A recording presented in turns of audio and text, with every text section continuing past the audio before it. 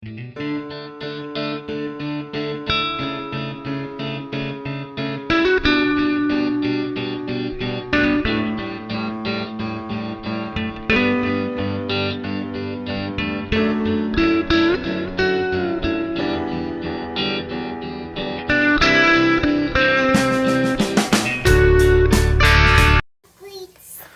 our onions are cooking, we are going to go ahead and add the rest of our ingredients for the casserole. And that is cream chicken soup. And this is a super simple casserole, and it is the best onion casserole that I've ever ran across. I got this recipe from my aunt, who always would make this at holidays. And she actually got this out of a church cookbook somewhere along the line. And y'all know how good the church cookbook recipes usually are. So, give that a stir. And this will take about 30 minutes to cook these down the way they're supposed to be. You want them pretty much tender, all tender, not caramelized. Yep, cream and chicken soup. I need to add it into the pan. The original recipe, full recipe. Alright, that's enough right now. We are halving this today. Calls for the full can of cream of chicken soup. Now I'm just going to kind of eyeball this, and we are only going to be adding half of this. And the reason why I'm halving this recipe today, and it's pepper to taste. The reason why I'm having the recipe, hang on just a second, I got to add a little milk. Let me add a little milk, and then you can add the other stuff. Calls for a 1/4 can of milk. And I'm just going to also eyeball this because I kind of know how the texture is supposed to be on this. But the reason being is I'm the only one who eats cooked onions in this house. My husband likes onions, but he only likes them raw and crunchy. That's enough pepper for now. And I'm the opposite. Yep, you can do it. Let me pour it and you can do it here. I only prefer cooked onions. I do not like them raw and crunchy unless they're green onions. I can do crunchy green onions. Alright, go ahead and add this. Now, what we are adding here is soy sauce. Going to go ahead and mix this up. Yeah. Mommy, and I think we will add... No, we're done with this for now. We're going to add a little bit more milk. No, okay, help me pour it. We just need a pinch, so Mama doesn't want you to have to pour the whole thing. There we go. All right.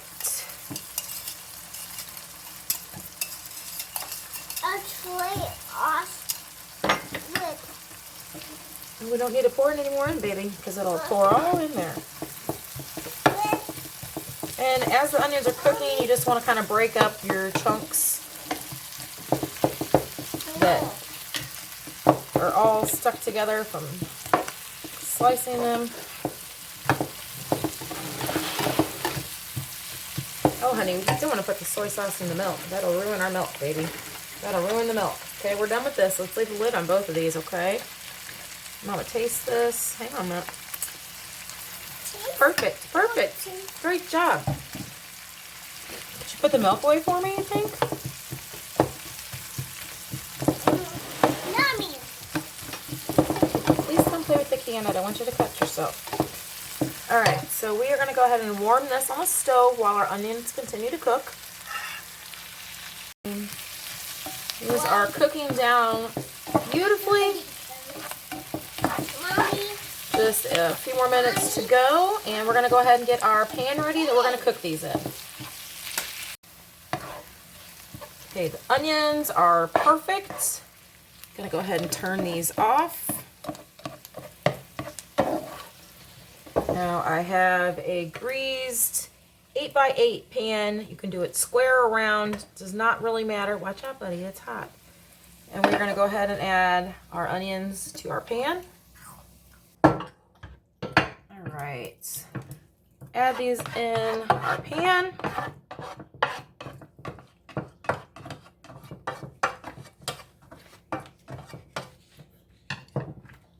Mom, what time? Now I did adjust also The original full recipe calls for oil and butter to fry these in. And what I did is I actually just increased the amount of butter by a tablespoon, and I left the oil out, and it seemed to work out just the same. Mom, go cheese. No, no more cheese. We're gonna have a grilled cheese in a second.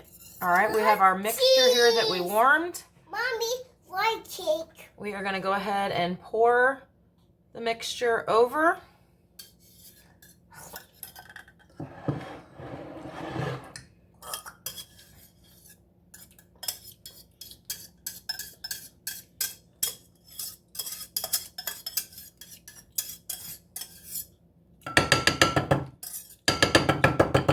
Get a spatula to get all that stuff out of there. No, Riley.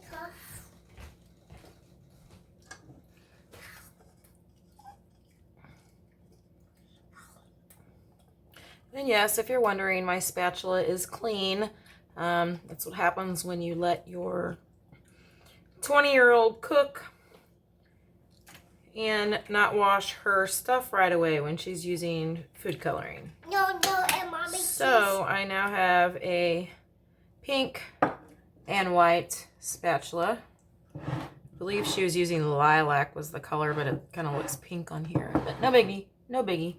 Still works fine. All right, you just kind of want to cover the top of your onions. All right, now we are going to top this with sliced provolone. I prefer to use smoked provolone, but I stopped at Aldi and this is what they had, so this is what we're working with this time.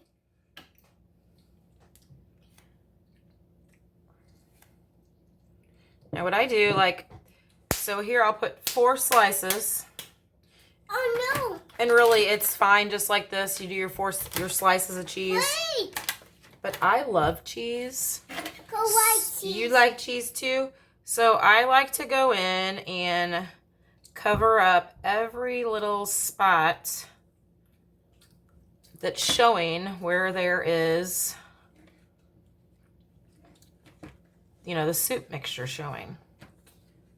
No more cheese. Need no more cheese. So you can never have too much cheese, right guys? All right, that's enough now. All right, so we have this covered up with our sliced cheese, and now we are going to get our bread topping ready to go. Okay, so you want to slice this fairly thin. Just realized I still have bubbles on my knuckle.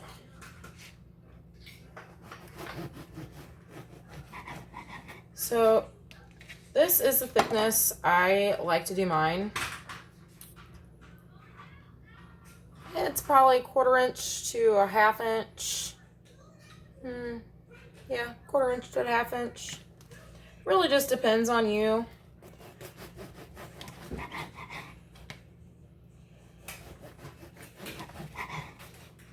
Well, this bread has lots of this that we don't want in it, so let's try this end. I typically make my own bread, which there's nothing wrong with this. It's just, it'll, you know, the stuff will bubble up the top. So we're gonna go for the aesthetics today.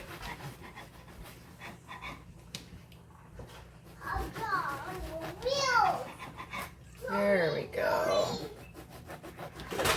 Typically though, I make my own homemade French bread and use it, but I am very swamped right now, so I ran out of time, so we are store-bought-ing it today. So now what you're going to want to do is you're going to want to butter just one side, lightly butter one side of your bread.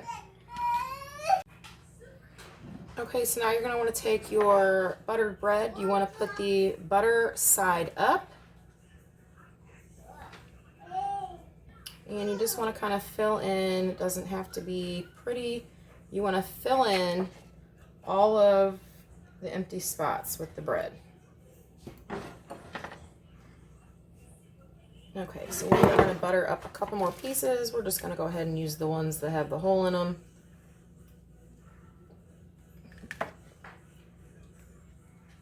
But you see what the visual would be with the holes, so it's no big deal.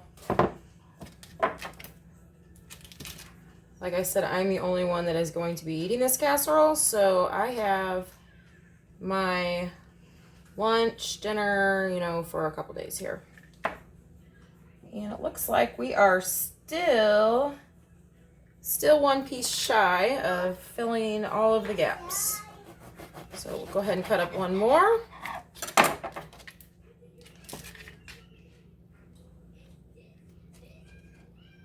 And then we are going to bake this in a preheated 350 degree oven for about 30 minutes. You want it to be all bubbly, and you will totally see when it is done. This is all ready to go in the oven. We are going to go ahead and put this in now, and stay tuned. Well, the house smells phenomenal, and like I said, this is one of my favorite casseroles. Obviously because I'm making an onion casserole to eat by myself. Exactly, right? So, check it out. I did let it sit for a little bit. It was all bubbly and sounding great, but I had to let it sit for a little bit. But we are going to cut into this, and I am going to get myself a little bite of this. I will probably actually end up eating this for dinner tonight. And I'll just make the family something else.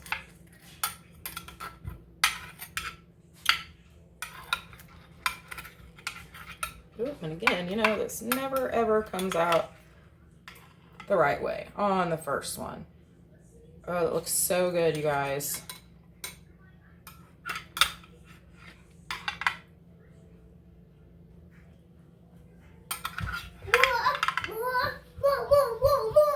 Oh, look at that cheesy goodness. Look how cheesy that is. Oh my goodness, you guys. Check it out.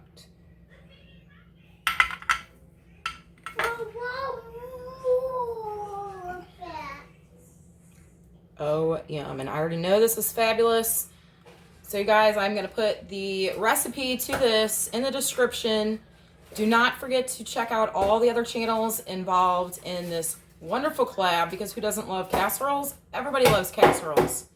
So thank you all for watching, and until next time, everyone have an awesome day.